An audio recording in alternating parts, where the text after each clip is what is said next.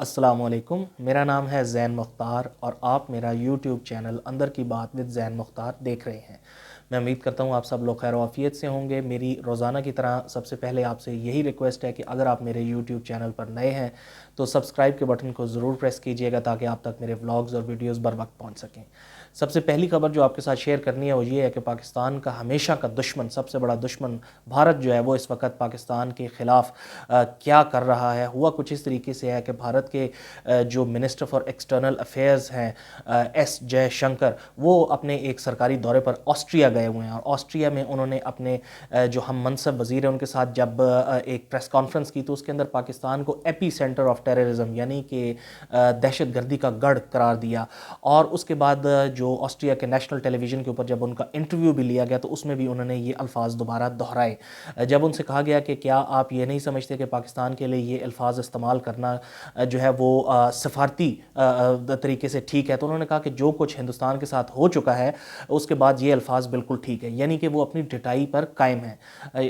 ہندوستان کی ہمیشہ سے ایک ہی کوشش رہی ہے کہ کسی بھی طریقے سے پاکستان کو ایک بیڈ امیج دیا جائے انٹرنیشنل کمیونٹی کے اندر، یعنی وہ ملک قرار دلوایا جائے جو ہندوستان کی ہمیشہ سے کوشش رہی ہے کہ پاکستان کو جو انٹرنیشنل کمیونٹی ہے اس کے اندر ایک روگ نیشن قرار دلوایا جائے۔ روگ نیشن سے مراد یہ ہے کہ ایک ایسا ملک جو انٹرنیشنل قوانین کی پاسداری نہیں کرتا اور جو اس کی مرضی میں آئے گا وہ کرے گا، اور جو دہشت گردی ہے وہ صرف اور صرف پاکستان میں نہ صرف پروان چڑھتی ہے بلکہ پاکستان اس دہشت گردی سے باقی دنیا کے اندر جو ہے وہ کارروائیاں کرتا ہے۔ ہمارے فارن آفس نے اس کا بڑا سختی سے نوٹس لیا اور جواب میں یہ سٹیٹمنٹ سامنے آئی ہیں کہ ایک تو بات یہ ہو گئی کہ ہندوستان کیسے بھول سکتا ہے جو سٹیٹ سپانسر ٹیررزم وہ کشمیر کے اندر کر رہا ہے، معصوم نہتے کشمیریوں کے اوپر جو ظلم ڈھائے جا رہے ہیں اور جس طریقے سے عورتوں اور بچوں اور جوانوں اور بوڑھوں سب کے اوپر جو ہے وہ ظلم کیا جا رہا ہے۔ اس کے علاوہ فارن آفس نے یہ بھی کہا کہ کس طریقے سے بھارت کا نیول کمانڈر کلبھوشن یادو پاکستان کے اندر دہشت گرد کارروائیوں کے اندر جو ہے وہ ملوث تھا۔ یہ ساری کی ساری چیزیں جو ہیں یہ پتہ دیتی ہیں کہ پاکستان کو ڈی سٹیبلائز کرنے کے لیے ہندوستان ہمیشہ سے انوالوڈ رہا ہے، اور یہ صرف اور صرف ان چیزوں تک محدود نہیں ہے۔ پاکستان کا جو بارڈر ہے افغانستان کے ساتھ اور افغانستان سے آنے والے تمام تر دہشت گرد، ان کی ٹریننگ، ان کو پیسہ اور اسلحہ فراہم کرنا اور بہت ساری ایسی چیزیں۔ اگر ماضی میں دیکھا جائے طالبان کی حکومت آنے سے پہلے ایک ٹائم ایسا تھا کہ ہندوستان کے تقریباً 16 جو ہے وہ قونصل خانے تھے ہمارے بارڈر کے ساتھ ساتھ، اور یہ وہ چیزیں ہیں جو پتہ دیتی ہیں کہ ہندوستان ہر اس ایکٹیویٹی میں انوالوڈ ہے جس سے پاکستان کو کسی نہ کسی طریقے سے نقصان پہنچایا جا سکے۔ بہرحال پاکستان کی طرف سے یہ جو جواب فارن آفس کی طرف سے گیا ہے، میں ذاتی طور پر سمجھتا ہوں کہ یہ ایس جے شنکر کا پاکستان کو ایپی سینٹر آف ٹیررزم کہنا، یہ بلاول بھٹو صاحب نے جو آج سے چند دن پہلے بچر آف گجرات کہا تھا پرائم منسٹر مودی کو، شاید یہ اس چیز کا ریبٹل اور جواب تھا۔ آنے والے دنوں کے اندر فارن آفس اس کے اوپر مزید کیا کارروائی کرتا ہے، ان کی طرف سے کیا سٹیٹمنٹس آتی ہیں وہ میں آپ کے سامنے رکھوں گا، لیکن یہ یاد رکھیے کہ پاکستان کے اس نازک دور میں جہاں پاکستان کی اکانومی کمزور ہے، پاکستان کے دشمنوں نے یہ سمجھ لیا ہے کہ کسی نہ کسی طریقے سے ہمیں اپنی کوششوں کو تیز کر کے پاکستان کو مزید کارنر کرنا چاہیے، مزید نقصان پہنچانا چاہیے۔ اس کے بعد چلتے ہیں جی دوسری خبر، بڑی ہی اہم خبر ہے۔ عمران خان صاحب جو ہیں، چونکہ اب پاکستان کی سیاست کے دو حصے ہیں، ایک حصہ وہ ہے جو عمران خان صاحب جس کو سیاست کہتے ہیں، اور ایک دوسرا حصہ ہے جس کے اوپر سارے لوگ بات کر سکتے ہیں، جس کا حصہ باقی پورا پاکستان ہے۔ بہرحال عمران خان صاحب کے جتنے بھی مسئلے اور مسائل ہیں قانونی اور کیا کہتے ہیں کہ آئینی، وہ کچھ کم نہیں ہو رہے۔ روزانہ کی بیس کے اوپر کوئی نہ کوئی نیا جو ہے وہ کیس ان کے اوپر یا بن جاتا ہے یا ان کی کسی نہ کسی کیس میں پیشی ہوتی ہے۔ اب اس طرح ہے کہ ایک ایڈوکیٹ ہیں جی، ایڈوکیٹ آفاق، انہوں نے الیکشن کمیشن آف پاکستان میں ایک جو ہے نا درخواست دائر کر رکھی تھی۔ عمران خان صاحب جب NA 95 میاں والی سے نااہل قرار پائے تھے تو انہوں نے درخواست میں یہ کہا تھا کہ عمران خان صاحب چونکہ نااہل ہوئے ہیں اور تمام تر وجوہات ان کی نااہلی کی الیکشن کمیشن آف پاکستان کے فیصلے کے اندر موجود ہیں، اس لیے ان کو پارٹی کی صدارت سے ہٹایا جائے۔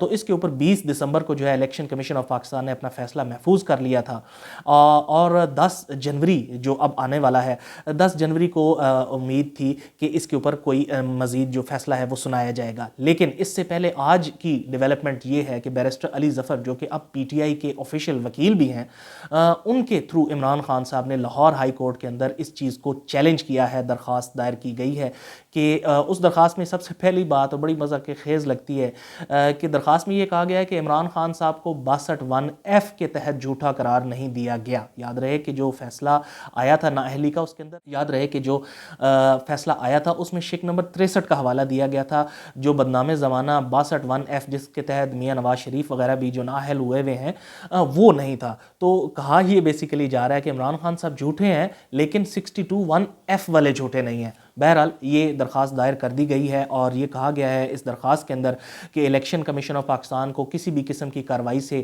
روکا جائے. کیونکہ election commission of Pakistan election tribunal کے جو ہے نا اختیارات استعمال کر رہا ہے جو کہ غیر آئینی اور غیر قانونی ہے. اب دیکھتے ہیں کہ اس کے اندر جو ہے لاہور ہائی کورٹ کیا فیصلہ دیتی ہے.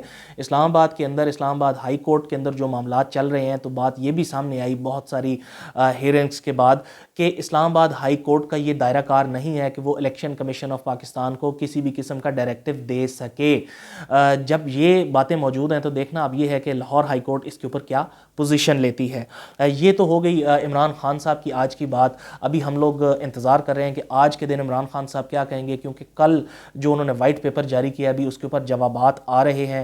فی الحال عمران خان صاحب کی پریشانیوں کے اندر اضافہ کرنے کے لیے جو 11 تاریخ کا جو اجلاس ہونا تھا وہ 9 تاریخ کو بلا لیا سبطین خان صاحب نے. ظاہر سی بات ہے عمران خان صاحب کی مرضی اس میں شامل ہوگی, فال نکالا گیا ہوگا کہ کون سا دن سعد یعنی کہ اچھا ہے جس دن یہ اجلاس بلایا جائے. لیکن بات سننے میں کچھ اس طریقے سے آ رہی ہے کہ 3 پی ٹی آئی کے ارکان ایسے ہیں جنہوں نے پنجاب کے اندر M P As Chaudhry Pervaiz Elahi صاحب کو ووٹ نہ دینے کا فیصلہ کیا ہے. ابھی تک ان کے نام سامنے نہیں آئے ہیں. دعوے تو کرنے والے یہ بھی کہہ رہے ہیں کہ 3 لوگ جو ہیں پی ٹی آئی کے اور کچھ لوگ پاکستان مسلم لیگ کاف کے اور کچھ اور یہ مل کر پریس کانفرنس کریں گے. اب مسئلہ صرف اور صرف یہ ہے کہ اگر 9 تاریخ کے اجلاس کے اندر ان کو ووٹ آف کانفیڈنس لینا پڑتا ہے تو 186 کا فگر سب سے پہلے اچیو کرنا ہوگا.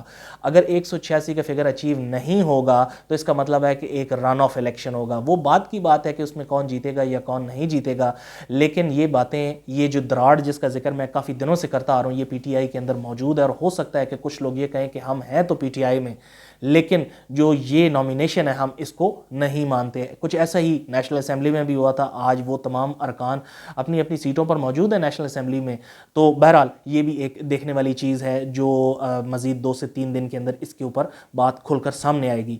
ایک اور بڑی انٹرسٹنگ ڈیولپمنٹ ہو رہی ہے پنجاب ڈیولپمنٹ پاکستان پیپلز پارٹی پارلیمنٹیرین کے حوالے سے ہے. ایک ویڈیو سامنے آئی ہے جس کے اندر پارلیمانی لیڈر حسن مرتضیٰ صاحب جو ہیں وہ مسلم لیگ نون کو بڑے آڑے ہاتھوں لے رہے ہیں اور اس میں وہ کہہ رہے ہیں کہ کس طریقے سے حمزہ کو بنایا گیا چیف منسٹر اور 2 مہینے کے بعد اٹھا کے باہر پھینک دیا گیا. اور وہ تنقید کر رہے ہیں کہ کیسے لاہور جیسے شہر کے اندر جو کہ گڑھ مانا جاتا ہے مسلم لیگ نون کا ایک شخص تک باہر نہیں نکلا.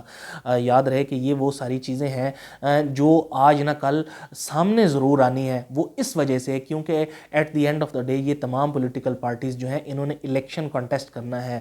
یہ اپنی اپنی کانسٹیٹوئنسی کے اندر جا کر وہاں الیکشن لڑتے ہیں اور انہوں نے ایک دوسرے کے خلاف الیکشن لڑنا ہے. یہ جتنے بھی اتحاد اس وقت ہیں چاہے وہ پی ٹی آئی اور مسلم لیگ کاف کا ہو, چاہے وہ پاکستان مسلم لیگ نون اور پاکستان پیپلز پارٹی اور باقی جماعتوں کا ہو, یہ ان نیچرل الائنسز ہیں اور یہ فی الحال وقت گزارنے کے لیے بنائے گئے ہیں. تو بہرحال جیسے جیسے الیکشن نزدیک آئے گا یہ ساری کی ساری چیزیں بھی ہمارے سامنے کھل کر آتی رہیں گی اور میں آپ کے سامنے اس طرح کی تمام تر چیزوں کو پیش کرتا رہوں گا.